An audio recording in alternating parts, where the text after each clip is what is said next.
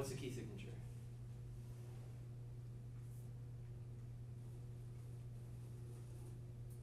Has something to do with keys, signatures. Any bites? Go for it. We actually just talked about these earlier today, and I'm not fully clear on what it is yet. But for like G major, I know it's F sharp. Yes. It's like the switch between or like the C major scale, isn't it? It's the difference. It's the difference, right? So every scale, every key, we'll call them keys. Scales, keys are collections of notes, right? They all have a unique quality, a unique sort of number of sharps or flats, right? Some, like the key of C, have no sharps. Some keys, like the key of C sharp, have 7. Some have 5, 3, 4, 2, 1. Every combination, you have a different collection of notes, and that makes up a sound, a key. It could be major, minor, or a lot of things. So, how is that important in music? Why would you need that in any sort of sense? You usually stay in one key for a song, or are you all playing the same key at least? Yeah, so maybe the whole song, or maybe for any duration of time, you will be within a certain key. And if you know the key and you know the key signature, and you can relate that to maybe a scale, or you can relate that to, chords, or chords working within a key, that's a very important piece of information that helps you, eliminate the notes that aren't going to sound good with that song. So if you're improvising, if you're sight reading music, knowing key signatures is very valuable, and you'll use them constantly. So let's talk about how to sort of figure this out. So there's the circle of fifths, and I was always kind of baffled by that sort of concept and that image of like a circle with all these sharps and flats and numbers and letters all around it. So I kind of developed this simple way of understanding it. So you guys know the key of C major, right? Okay, so everything starts with the key of C major because it has how many sharps and how many flats? None. All right, cool. So there's one piece of information that sort of is the crux of this whole entire method. And we can learn this by a mnemonic phrase. So I want everybody to repeat this phrase. It goes, Fresno, California guitarists don't always eat broccoli. Okay, so there's not a lot of broccoli up in Fresno, and so there's a deficiency in broccoli, so guitarists are struggling, all right? So one more time, repeat this with me. Fresno, California guitarists don't always eat broccoli. Okay, so that's a mnemonic phrase for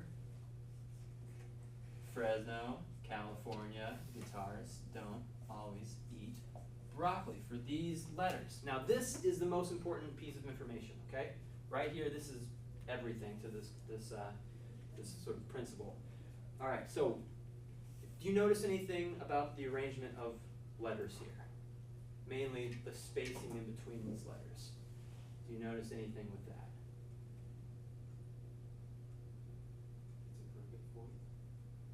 Close. Perfect fits. So all these are fits. They're all fit apart. From F to C, C to G, they're all fits, right? You can count, 1, 2, 3, 4, 5 up the scale, but I'll just let you know these are all in fits. Now it's the same as going down and up, right? Fits from B down E to A, those are fits as well. All right, so the other useful piece of information about this is the order of sharps and flats, right? So with your key signatures, as you go through a key that has 1 sharp or to a key that has 5 sharps, you will put the sharps in this particular order. So that piece of information is here. Now the order of flats is the same way going the opposite direction. Okay, so let's apply this. So we have the C major scale, right? Or the key of C major. And like you guys said, it has no sharps and no flats. Okay, so the circle of fifths, or this concept of fifths, as we move the key through the key signatures, in either direction from C major, whether we go up in fifths or we go down in fifths, we will be gaining 1 accidental each time as we go through the key signatures. So let's move up in fifths for a couple. So we have C, right? What's a fifth up from C? G. G, yeah. All right, what's a fifth up from that? D. D, yeah, exactly. So you basically follow this pattern here, up all the way to B, and then once you come around, you switch to F sharp and C sharp, but I'll talk about that later. And what you have here is an increasing number of sharps and flats that corresponds with that pattern. All right, so we have 6 and 7 sharps for C sharp major. So say you have on your test, give me the notes, the pitches in a B major scale. What do you do? So what we can do is we could maybe reference this and think about C major as the key that has no sharps and no flats. Let's find out how far B is from C.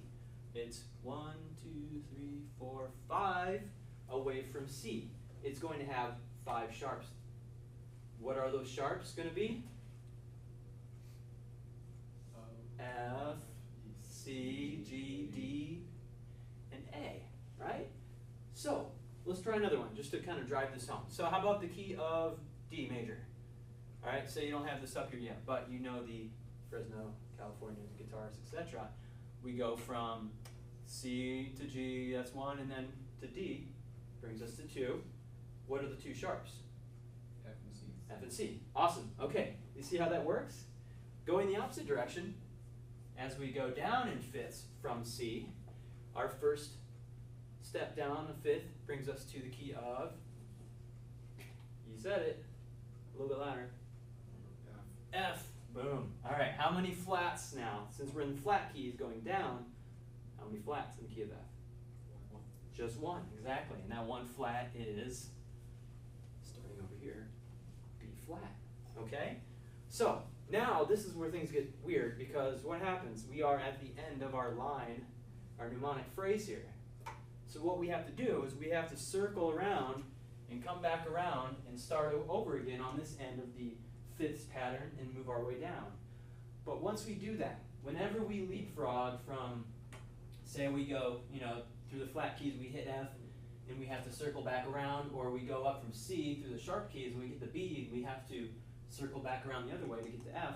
Whenever we do that, we are now in accidentals. So once we switch from this side to go over here to the B to start over again, this is B flat, E flat, A flat, right? So filling this in as we go around, we have B flat major, we have E flat major, A flat major, D flat major, G flat major, and of course C flat major. All right, the number of sharps in flats correspond with that. Okay, so this is something that you can quickly sketch down on a piece of paper. You're in a test, or you're composing, or you're improvising, or whatever you're doing that involves, you realizing that you need to know key signatures real quick for a second, and you don't necessarily have them memorized. You can go quickly through this mnemonic phrase. You can figure out how far this key is going up from C or going down from C, and establish it's 3 sharps away, or 3 flats away, and that would tell you the key signature. And from that, you can also tell which sharps and which flats are in that accidental, right? Okay, so that's pretty cool. Now, one more thing I'll show you about this that's really interesting is the sort of relationship between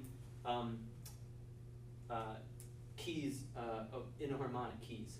So what I mean by that is okay, E flat major and E major, okay? E and E flat are completely different keys. One's a sharp key, one's a flat key, but there's a relationship.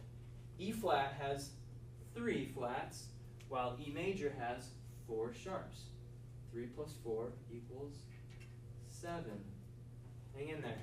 Let's go from D flat. D flat major has 5 flats. D major has 2 sharps. 5 plus 2 equals 7.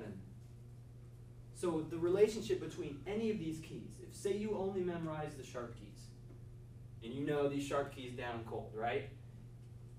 But you don't know your flat keys very well. If you know that the key of B major has 5 sharps, you can quickly figure out that B flat major is going to have 2 flats.